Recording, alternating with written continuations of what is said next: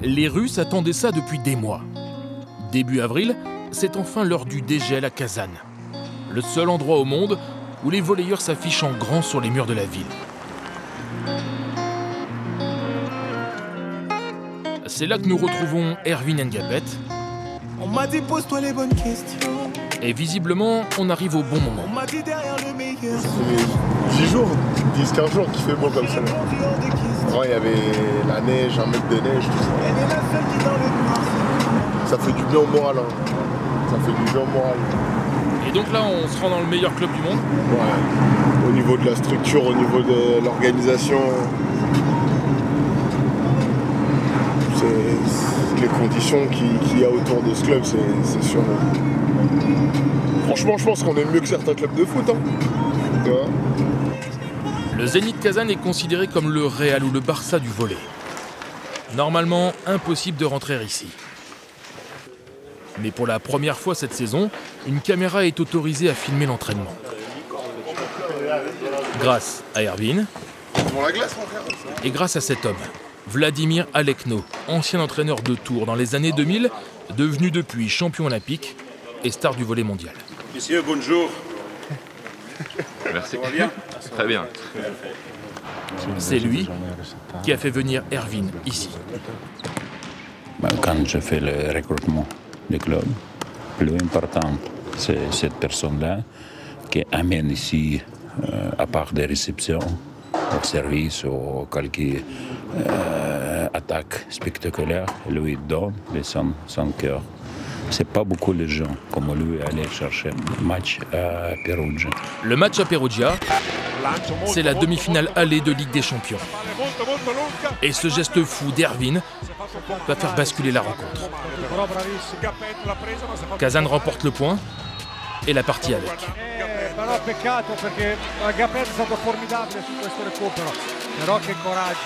Ervin s'en tire avec 3 points de suture et un titre de meilleur joueur du match.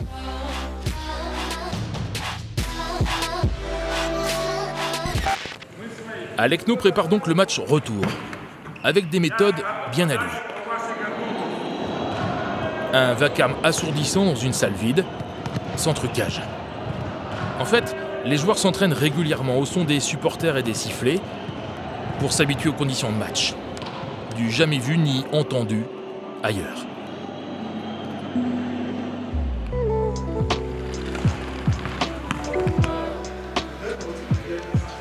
Ici, Ervin est une star parmi les autres. Entouré des meilleurs joueurs russes de la planète.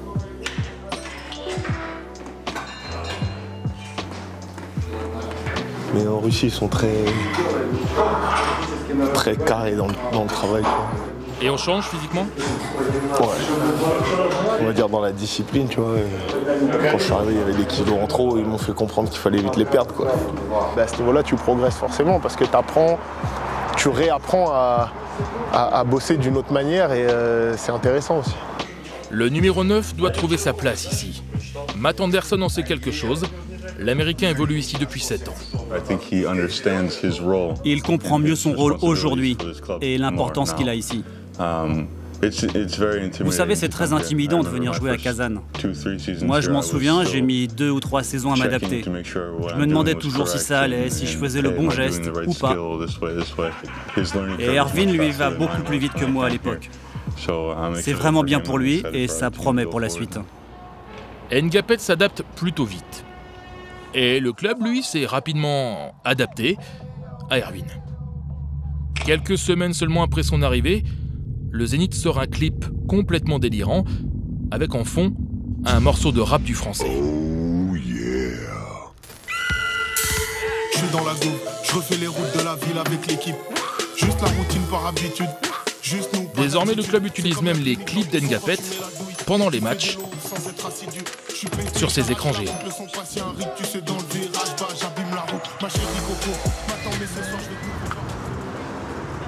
Ervin est donc arrivé à Kazan à l'automne dernier, quelques semaines seulement après l'épopée des footballeurs français en Russie. Le voilà à 4000 km de Paris, souvent seul, loin de ce qu'il a connu en Italie. C'est pas Modène, hein. Modène, 1 heure d'avion, il y a la famille qui débarque, il y a les copains qui débarquent. Quand il y a un petit coup de mou, là, c'est pas le cas, tu vois. C'est pas le cas, donc c'est ça qui a été le changement qui a été le plus difficile, je pense que c'est ça. Puis en fait, tu te bases sur ce qui est le plus important, en fait, c'est la famille, tu vois. J'ai appelé beaucoup mon père, moi, j'ai appelé beaucoup Swan, parce qu'ils savent, tu vois, que c'est dur, donc ils te disent, c'est bon, t'es là, t'as fait le plus dur. Maintenant, il y a les gros matchs, il y a la Ligue des Champions, les matchs importants qui arrivent, il y a le championnat, les matchs importants qui arrivent. Et puis tu repars, tout simplement, tu repars, t'as pas le choix. Ça vaut le coup? Ouais, ça vaut le coup. Alors quand sa famille est là, le temps d'un visa, Erwin en profite au maximum. Ils ne peuvent pas rester avec lui à l'année. Mais quand ils sont ici, là encore, le club s'occupe de tout. Erwin n'a plus qu'à penser au volley et au prochain match.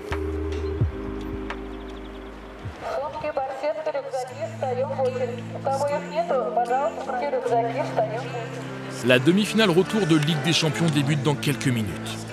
Les supporters ont juste le temps d'admirer les 4 Ligues des Champions remportées d'affilée et d'acheter quelques souvenirs. Ah, j'ai pris le Ngapet. Je trouve que c'est vraiment le meilleur. Kazan joue sa saison sur ce match. Et face à Ngapet, il y a Léon, le Cubain, qu'Erwin a remplacé à Kazan. Un duel entre les 2 meilleurs joueurs de la planète. Comme à l'aller à Perugia, Kazan est accroché. Et comme en Italie, le Français fait basculer la rencontre sur ce point.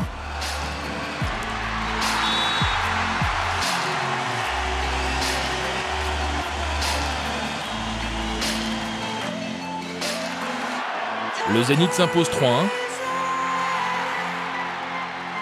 et se qualifie pour la finale de la Ligue des Champions. La 5e de suite, un record.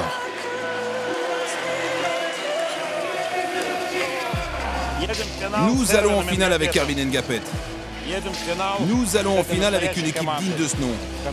Avec des gars capables de s'arracher dans les panneaux publicitaires ou de jouer avec une cheville blessée. Nous allons en finale et c'est le plus important. Ce sera la 2e finale pour Erwin. Le voilà à une victoire de sa première Ligue des Champions. Tu peux même pas t'imaginer, je suis venu pour ça. Il y a eu beaucoup de pression. Je remplace Léon, donc être en finale là directement cette année de Ligue des Champions, pour moi c'est magnifique, c'est magnifique.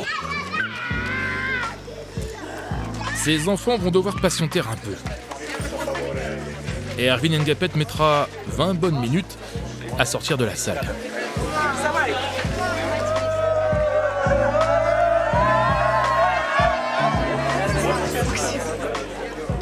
À Kazan, on a retrouvé un garçon de 28 ans, plus apaisé, plus serein.